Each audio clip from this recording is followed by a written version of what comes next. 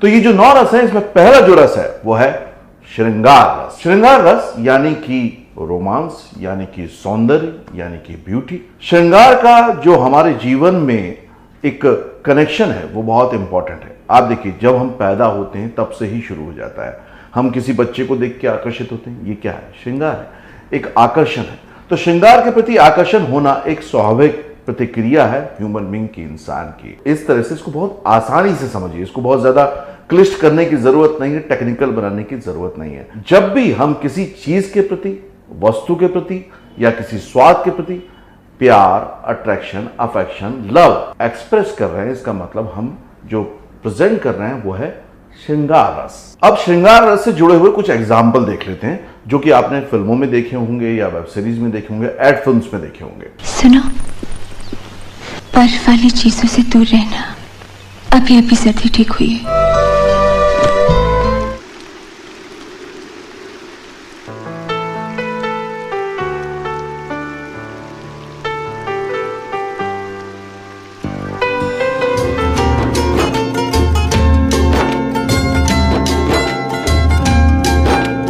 दूसरा रस है हास्य रस। हास्य रस के बिना हमारी जिंदगी पूरी तरह से अधूरी नहीं बल्कि शून्य होती है। लेकिन ज्यादातर एक्टर को, खासतौर से नए एक्टर्स को, सबसे ज्यादा परेशानी आती है इसी रस में। हास्य रस में नॉर्मली किसी जोक पर हंसना, किसी सिचुएशन पर हंसना, किसी की बात पर हंसना बहुत अलग बात है, लेकिन वो बात खुद पैदा करना कि आपको देखकर कोई हंसे, कोई मुस्कुराए, कोई खुश हो, कोई खिलखिला के हंसे, ये बहुत मुश्किल काम होता है। और ये काम एक एक्टर के लिए बहुत जरूरी होता है, क्योंकि अगर आपको एक पॉपुलर स्टार बनना है, सुपरस्टार बनना है, तो आपको कॉमेडी करना आना ही चाहिए। इसमें जो मैंने मेन हमेशा प्रॉब्लम देखी वो देखी है हमारी झिझक। हम किसी बात पे तुरंत स्वतः हंस तो देते हैं खिलखिलाकर, लेकिन जब हमें वही बात प्रेजेंट करनी हो तो हम बहुत मुश्किल में पड़ जाते हैं। और उसकी सबसे बड़ी वजह होती है कि हमें यह लगता है कि शायद मैं उतने अच्छे से लोगों को हंसा नहीं पाऊंगा, लोग मेरी बात पे हंसेंगे नहीं, खुश नहीं होंगे। ये जो सेल्फ जजमेंट है, ये सबसे ज्यादा आपको हास्य रस में रोकता है, रुकावट बनता है। हास्य के बिना आप कोई भी रोल ज्यादातर लंबे समय तक नहीं कर सकते, आप पब्लिक के बीच में पहचान नहीं बना सकते। हमारी फिल्मों में हास्य रस को हमेशा एक पैरेलल दर्जा मिला है, मतलब कि आप देखते हैं जब भी कोई फिल्म, तो एक कॉमेडियन का एक पैरेलल ट्रैक चलता है। वो इसलिए होता है कि पूरी कहानी अगर किसी जर्नी से गुजर रही है, कोई संघर्ष है, कोई दुख है, उसको बैलेंस करने के लिए किरदार चाहिए। इससे आप समझ सकते हैं कि फिल्मों में कितनी बड़ी जरूरत है हास्य रस की। आप जब भी फिल्म देख के बाहर निकलते हैं तो हो सकता है कि जो मेन हीरो है उसकी बातें आपको याद ना रहे, लेकिन जो कॉमेडियन था, जिसने उस कहानी को बैलेंस किया था, हल्का फुल्का हास्य पैदा किया था, वो हमेशा हमें याद रह जाता है। इसलिए इस चीज को समझना, प्रैक्टिस करना बहुत बहुत जरूरी है। हास्य 2-3 तरीके से होता है, वो बहुत क्लियरली समझिए। ज्यादातर हम समझते हैं कि बहुत चिल्ला चिल्ला के या लाउड एक्सप्रेशन से ही हास्य होता है, वो नहीं होता। देखिए, राजपाल यादव का हास्य बिल्कुल अलग है, लाउड है, लेकिन उसमें थोड़ा सा अल्लड़पन है, थोड़ा सा एक सादापन है, देसीपन है। वहीं जॉनी लीवर का हास्य बिल्कुल अलग है, टोटली अलग है, लाउड है, लेकिन बिल्कुल अलग है। लेकिन अगर कोई हीरो हास्य करता है, जैसे कि अमिताभ बच्चन करते हैं, गोविंदा करते हैं, आप देखिए बिल्कुल बदल जाता है। शाहरुख खान करते हैं, बिल्कुल बदल जाता है। वो राजपाल यादव जैसा या जॉनी लीवर जैसा नहीं करते। तो डिपेंड ये करता है कि आप कब, किस वक्त, किस तरह का किरदार निभा रहे हैं। कई बार हास्य ट्रेजेडी से भी पैदा होता है, मतलब जो कैरेक्टर आप प्ले कर रहे हैं उसमें आप हंसाने की कोशिश नहीं कर रहे हैं, आप फंसे हुए हैं किसी सिचुएशन में और उससे हास्य पैदा हो रहा है। जैसे कि आपने देखा होगा, धमाल सीरीज में देखा होगा, और भी बहुत सारी ऐसी फिल्में हैं। हास्य रस को अगर आप बहुत अच्छे से निभाना चाहते हैं तो बस दो चीजों का ध्यान रखें। एक, बहुत खुल के कीजिए, एकदम बेशर्म हो जाइए, जो भी होगा अच्छा ही होगा। दूसरी बात, टाइमिंग का ध्यान रखिए। टाइमिंग बहुत इंपॉर्टेंट है, क्योंकि उसमें आपके रिएक्शन इंपॉर्टेंट है। आप अगर डायलॉग बोल के कॉमेडी क्रिएट कर रहे हैं तो पंच इंपॉर्टेंट है, पंच सही टाइम पर आना चाहिए। अगर पंच सही टाइम पे ना आया और सही तरीके से नहीं आए तो फिल्म इंडस्ट्री में कहते हैं कि अच्छा खासा पंच पंचर कर दिया। तो आप हास्य को पंचर मत करो, इसके लिए आपको करना है उस पर बहुत बहुत प्रैक्टिस, और हाँ, ओपन होके करिए। ये रही गाड़ी, ये रहा स्पीड और ये रहा एंगल। इसके लिए कम से कम 70 लाख रुपए चाहिए। 70 लाख? जोर जोर से बोल के लोगों को स्कीमें बता दे। तीसरा रस है करुणा, मतलब कि सिंपैथी हो सकता है, दुख हो सकता है, दर्द हो सकता है। ये रस भी बहुत सारे लोगों को प्रॉब्लम देता है। मतलब ये कि कुछ लोगों को रोना, दुख मनाना और दिखाना बहुत आसान होता है, लेकिन ज़्यादातर लोगों को जिस तरह से हास्य में प्रॉब्लम होती है उसी तरह से यहाँ पर भी प्रॉब्लम आती है। जब प्रैक्टिकल कैमरा एक्टिंग कोर्स करने लोग आते हैं या फिर ऑनलाइन एक्टिंग कोर्स करते हैं, जो सबसे बड़ी दो प्रॉब्लम होती है वो होती है, सर कॉमेडी नहीं होती, जो कि इससे पहले वाला रास्ता, और दूसरा सर आंसू नहीं आते। लेकिन अगर आप सही से अंडरस्टैंड करें सिचुएशन को, इमोशन को अंडरस्टैंड करें, तो करुणा रस यानी कि दुख वाला रस या सिंपैथी वाला रस भी बहुत मुश्किल नहीं है। देखिए, ये जो इमोशन है ना, ये हमारे अंदर ऑटोमेटिक है। किसी भी चीज को देखकर हम दुखी होते हैं, किसी बात को देखकर हम दुखी होते हैं, या किसी चीज को फील करके जो फ्यूचर में होने वाली है उसको जैसे ही फील करते हैं, आप देखिए आपकी आंखें नम हो जाती हैं, आप टेंशन में आ जाते हैं, आप दुखी हो जाते हैं। तो ये ऑटोमेटिक है। इसलिए इसको ये कहना कि नहीं मुश्किलें होता नहीं है, ये गड़बड़ है। बात दरअसल ये क्यों ब्रेक पड़ रहा है, मैं खास तौर से इस सीरीज में ये बता रहा हूं। हमें सोसाइटी में हमेशा बताया गया है कि आप जब भी दुखी हैं तो उसको प्रदर्शित मत कीजिए, मतलब कि एक्सप्रेस मत कीजिए। इस वजह से आने वाले जो नए एक्टर हैं वो एक्सप्रेस करना भूल चुके हैं। उनके अंदर एक झिझक आ चुकी है कि यार मैं किसी के सामने रहूं कैसे। ये डायरेक्टली नजर नहीं आता, लेकिन बैक ऑफ द माइंड यही सबसे बड़ा रोड़ा है, यही सबसे बड़ी रुकावट है। इसलिए आप सबके सामने एक दुख वाली एक्टिंग उतनी प्रॉपरली नहीं कर पाते। लेकिन अगर आपको एक सक्सेसफुल एक्टर बनना है तो ऑडियंस को रुलाना और ऑडियंस को हंसाना सबसे इंपॉर्टेंट है। यानी कि आप नहीं कर सकते, आप भी कर सकते हैं। आपको बस प्रैक्टिस के लिए बता रहा हूं कि कैसे करना है। आपको करना यह है कि अकेले में बैठ के, तन्हाई में बैठकर कोई भी सिचुएशन को याद कीजिए जो आपके साथ बहुत दुख भरी थी, तकलीफ भरी थी, बहुत इंसल्ट हुआ था। आप देखेंगे जैसे ही वो सिचुएशन को आप विजुलाइज करना शुरू करेंगे, आपके माइंड को ट्रिगर होगा कि ये इमोशन आपके लिए है। और मैं हमेशा सिखाता हूं ना कि दिमाग के लिए कुछ भी सच झूठ नहीं है, अच्छा बुरा नहीं है। आप जैसा उसको ट्रिगर करते हैं वो उसी अंडरस्टैंडिंग से काम करना शुरू करता है। आप देखेंगे धीरे धीरे आपकी सांसों की जो गति है, आपकी जो दिमाग में चीजें चल रही हैं, आंखों में नमी है, ये सब ऑटोमेटिक आना शुरू हो जाएंगी। इसको करके आप जब महसूस कर लेंगे तो आपको विश्वास हो जाएगा कि आप ये कर सकते हैं। अब बस मौका है दूसरों के सामने करने का। उसके लिए बार बार प्रैक्टिस कीजिए। बहुत सारे मॉड्यूल मैं बनाता रहता हूं, उसके साथ देख के प्रैक्टिस कीजिए। अब देखते हैं कि जब फिल्मों में इसकी जरूरत पड़ती है तो कैसे किया जाता है, क्योंकि आपको सीखना यह भी है कि स्विच ऑन स्विच ऑफ। क्योंकि वहां पर जब भी आप शूटिंग करने जाएंगे, भले वो फिल्म का हो, सीरियल का हो, एड फिल्मों का हो, वहां पर डिस्ट्रैक्शन बहुत सारे होंगे। ऑन लोकेशन वीडियोस में देखा है ना आपने, कितने डिस्ट्रैक्शन होते हैं। तो आपको क्या करना है, जो आपके कैरेक्टर की स्थिति है उस कैरेक्टर की स्थिति को विजुलाइज करते रहना है, तो आप ऑटोमेटिकली कर लेंगे। मैं पुरानी घटनाओं के लिए ज्यादा आपको प्रेरित नहीं करूंगा। पहली बार एक्सरसाइज के लिए कर लें, बार बार ना करें, क्योंकि वो जो घटनाएं होती हैं वो ड्राई हो जाती है माइंड में, फिर उतना दुख नहीं होता है। अच्छा ये होगा, बेहतर ये होगा कि जो मोनोलॉग है, जो डायलॉग है, उस कैरेक्टर की जो सिचुएशन है उसको विजुलाइज करें और विजुलाइज करके उस स्थिति में पहुंच जाएं। तो आप देखेंगे कि आप दुख प्रकट करने में या करुणा रस को प्रकट करने में बहुत ही सक्षम हो गए। अब देखते हैं इससे जुड़ी हुई कुछ क्लिपिंग्स।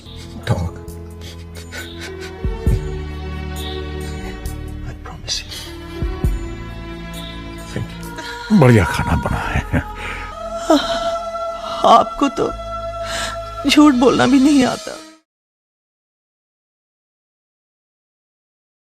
एंगर, गुस्सा। वैसे तो ये देखा जा रहा है कि आज की जनरेशन में या आज के माहौल में ये जो रस है ये पूरा समाज में फैला हुआ है। हर कोई एक दूसरे से नाराज है, गुस्सा है, फ्रस्ट्रेशन में है। तो इसलिए मैंने ये देखा है कि इस रस को निभाने में ज्यादातर लोगों को कोई प्रॉब्लम नहीं आती है, लेकिन बहुत जरूरी है कि इसके डिफरेंस को समझा जाए। जैसे ही आप रौद्र के बारे में बात करते हैं, एंगर, गुस्से के बारे में बात करते हैं, तो आपके लिए समझना, जानना यह जरूरी है कि आपका जो कैरेक्टर है उसका जो एंगर है वो किस वजह से पैदा हुआ है और किससे पैदा हुआ है। क्योंकि ये दोनों स्थितियां, परिस्थितियां बदलते ही गुस्सा करने का तरीका टोटली डिफरेंट हो जाएगा। एंगर का मतलब सिर्फ एंगर नहीं है। जैसे ही कैरेक्टर बदला, सिचुएशन बदली, अपोजिट कैरेक्टर बदला, आपका गुस्सा करने का तरीका टोटली डिफरेंट हो जाएगा। इसलिए कभी भी इन रस को यह ना समझ लें कि मैंने सीख लिया है तो मैं हमेशा एक जैसा ही करूंगा। रस एक ही है, लेकिन निभाने का तरीका हर बार स्थिति, परिस्थिति, व्यक्ति के हिसाब से चेंज होता जाएगा, बदलता जाएगा। इस चीज को बहुत ध्यान रखिएगा। फॉर एग्जाम्पल, एक पुलिस वाले ने एक चोर को पकड़ा। पुलिस वाला नाराज है कि चोर ने चोरी क्यों की, कानून का उल्लंघन क्यों किया, उसकी भी नाराजगी। इधर चोर नाराज है समाज से, ठीक है। अब मान लीजिए चोर है जिसने चोरी नहीं की है, उस पर सिर्फ शक के आधार पर उसको पकड़ लिया गया। अब इसकी नाराजगी बदल जाएगी। देख रहे हैं, सिचुएशन बदली, कैरेक्टर बदला, आपकी नाराजगी और उसको दिखाने का अंदाज टोटली डिफरेंट हो जाएगा। इसलिए रस एक ही है, लेकिन कैरेक्टर को समझते हुए आपको उस रस को निभाना है। इस पर आधारित हम कुछ सीन्स देखते हैं। गलत किया देवसेना। औरत पर हाथ डालने वाले की उंगलियां नहीं काटते, काटते हैं उसका गला। साला सबूत नहीं तो हर गुनेगार बेकसूर। देख तुम्हें सबूत नहीं तो हम नेता के कुत्ते। सांप को पाल रहा था। क्या कर रहे हो? हमने काहे मार रहे हो? तुम बीच में ना मालिक, तुम्हारी गर्दन काटेंगे। हमेशा कैरेक्टर, पर्सन जैसी बदलता है तो चीजें बदल जाती हैं। पांचवा जो रस है जिसके बारे में हम बात करेंगे वो है वीर रस, मतलब कि हीरोइज्म, मतलब करेज। वीर रस के बिना कोई भी फिल्म पूरी नहीं हो सकती, कोई भी कहानी पूरी नहीं हो सकती और कोई भी जिंदगी कामयाब नहीं हो सकती। आप देखिए, तो वीरता का मतलब ये नहीं है कि आप तलवार लेके खड़े हो जाएं, किसी से लड़ लें। वीरता का मतलब है साइकोलॉजिकली वीरता, मतलब कि आप अपने दिल, दिमाग, आत्मा, मन सब तरह से वीर हैं। किसी भी सिचुएशन को आप क्रॉस करने के लिए तैयार हैं, आप उससे आगे जाने के लिए तैयार हैं, वो वीरता है। वीरता का मतलब ये भी नहीं है कि एक जेंडर की वीरता। अगर हम देखें मदर इंडिया फिल्म, तो उसमें वीर रस किसके लिए है? मदर के लिए है। अगर हम वास्तव देखें तो उसमें वीर रस किसके लिए? मां के लिए। अगर हम शोले फिल्म देखें तो उसमें वीर रस किसके लिए? ठाकुर के लिए भी है, और उसके साथ साथ में जय और वीरू के लिए भी है। तो सबके वीर रस अलग अलग है, सबका करेज अलग अलग है। जब भी आप अपनी हिम्मत दिखा के किसी काम को कर रहे हैं, मतलब कि आप वीर रस को एक्सप्रेस कर रहे हैं। इसको बहुत सिंपल लैंग्वेज में मैं इसलिए बता रहा हूं कि अगेन, जो पुरानी नॉलेज आई हम तक चल के थिएट्रिकल भाषा में, बहुत टिपिकल है, सब लोगों को समझ में नहीं आ पाती। तो वीर रस के बारे में हमने बात की। अब देखते हैं कि फिल्म इंडस्ट्री में ये किस तरह से यूज होता है।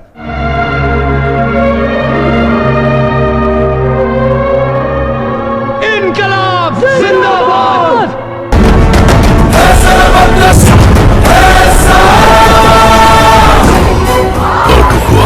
मुजरिमों को इस वर्दी की ताकत बतानी होगी, चाहे वो छोटा मोटा पॉकेट मार हो या असरदार और अमीर शक्कर सिंघानिया हो।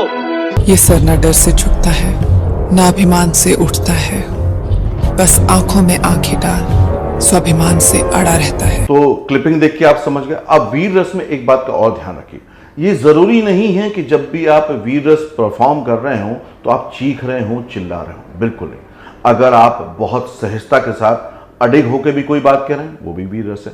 कभी कभी वीरता में आदमी की आंखें भी नम हो जाती हैं, खासतौर से अगर वो जेंडर फीमेल है तो देखिए वीरता के समय उनकी आंखें नम भी होंगी। ये मेल में भी हो सकता है, ऐसा कुछ अलग नहीं है, डिपेंड करता है कि आप किस तरह का कैरेक्टर निभा रहे हैं।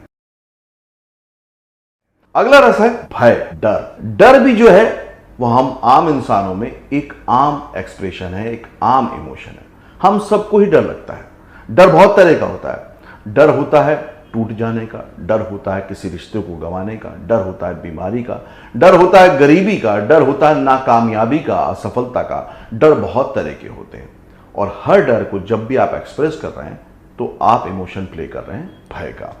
तो जब आप सिचुएशन को समझेंगे और उस समय आपका भय का कारण क्या है उसको समझ जाएंगे तो आपका भय हर बार अलग तरह से दिखेगा। कभी कभी भय होता है किसी जानवर का, कभी कभी भय होता है किसी भूत का, कभी कभी भय होता है अंधेरे से। तो हर किसी के भय अलग अलग होते हैं और आप जब जिस कैरेक्टर को निभा रहे हैं भय उसका है। हो सकता है आम जीवन में आपको उस चीज से भय ना लगता हो। ज्यादातर नए एक्टर को प्रॉब्लम यहीं पर आती है कि आम जीवन में अगर मान लीजिए उनको एक कुत्ते से डर नहीं लगता है, अब वो एक कैरेक्टर निभा रहे हैं जिसमें उनको कुत्ते से बहुत डर लगता है, मतलब बहुत बुरी तरह से डर लगता है, तो उनको बड़ी प्रॉब्लम होती है क्योंकि वो उसके साथ कनेक्ट नहीं कर पाते हैं। तो यहां पर आपको समझना यह है कि वो जो भय है वो उस कैरेक्टर का है। तो उस कैरेक्टर के बारे में जितना आप डीपली समझते जाएंगे आपका डर आप पे हावी होता जाएगा। तो उस कैरेक्टर को समझते हुए, उस कैरेक्टर के डर को समझते हुए डरिए, आपसे ये एक्सप्रेशन बहुत इजीली हो जाएगा। खिड़की का कांच तोड़ा था।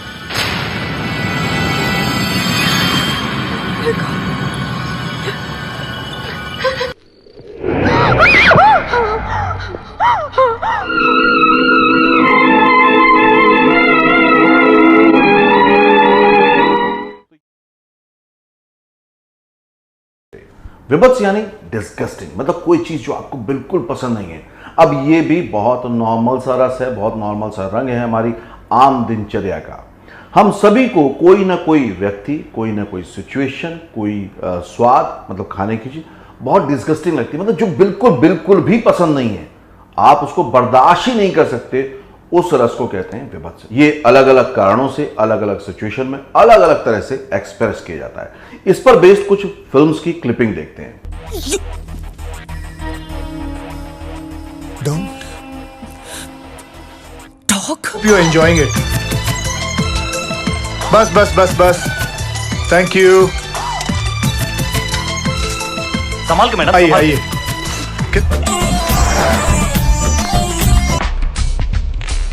क्लिपिंग देख के आप समझ गए कि कैसे कैसे आपको प्रेजेंट करना।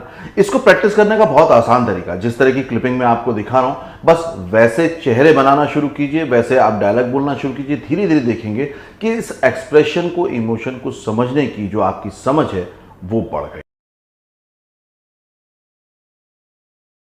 8वें नंबर पे जो रस आता है वो है सरप्राइज, यानी कि अद्भुत, आश्चर्यचकित। हम जब भी किसी चीज को देखकर एकदम सरप्राइज हो जाते हैं, आश्चर्यचकित हो जाते हैं, तो उसको बोलते हैं अद्भुत रस। अब यह भी दो तरीके से होता है, मतलब एक नेगेटिव साइड भी है इसका, एक पॉजिटिव साइड भी है। आप किसी चीज को देखकर अचानक डर गए तो ये आपको क्या लग रहा है, आप चौंक गए। लेकिन ये कई बार अब जो इससे पहले रस था वो भी हो सकता है, मतलब जो भय वाला मैंने आपको सेकंड एपिसोड में बताया था वो भी हो सकता है। लेकिन आप सरप्राइज देख के खुश हो गए तो हो सकता है इसमें श्रृंगार रस भी थोड़ा सा मिक्स हो जाए। तो कई बार एक दो इमोशन जो होते हैं वो मिक्स होके भी आते हैं, तो इसको भी आप बहुत बारीकी से समझिए। मतलब ये नहीं है कि सरप्राइज है मतलब एक जैसा ही होगा। सरप्राइज आप हुए हैं किसी बच्चे को देखकर तो अलग हो जाएगा, आप किसी अपने पार्टनर को देखकर अफेक्शन हुआ है वो बिल्कुल अलग हो जाएगा, कोई गिफ्ट मिला है बिल्कुल अलग हो जाएगा, और आप किसी चीज से डरते थे और वो दिख गया तो यहां भी आश्चर्य तो है लेकिन उसके साथ साथ भय भी शामिल है। तो कभी भी एक लाइन खींच के मत चलिए किसी इमोशन को लेकर। आप सिचुएशन और पर्सन को देखेंगे तो वो लाइन हमेशा चेंज होती जाएगी, आपके जो इमोशंस हैं उसका एक्सप्रेशन हमेशा बदलता जाएगा। ये डेफिनेशन जब भी दी गई हैं तब क्या था, थिएटर था सिर्फ, लेकिन अब आ गई है कैमरा एक्टिंग। तो आपको जो बारीक बारीक डिफरेंस है उनको भी समझना पड़ेगा, तभी आप एक बेहतरीन एक्टर बन सकते हैं। इससे जुड़ी कुछ क्लिपिंग देखते हैं। आपकी टेंशन आ गई, वो देखिए ये यहाँ कैसे आ गई। अरे ज्यादा चेक मत, मैं तो सिर्फ बाराती हूँ, तेरी तो शादी है।